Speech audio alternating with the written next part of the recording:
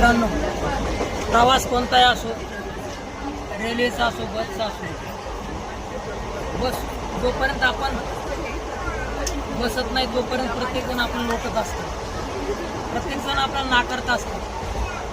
परंतु ज्या वेळेला आपण प्रत्यक्ष सीटवर बसतो त्यावेळेला शेजारी पाजारी सगळे आपली ओळखीची निघत असतात, प्रत्येकजण आपली ओळख काढत असतो आणि त्या प्रवासामधून आपण आपला प्रवास हा आनंदी बनत असतो.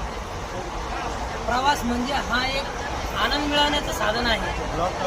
गरजेच्या वस्तू आपण ज्या वेळेला कुठेतरी आणायला जातो त्यावेळेला आपण प्रवास करतो, परंतु हा प्रवास हा आपण बऱ्याच वेळेला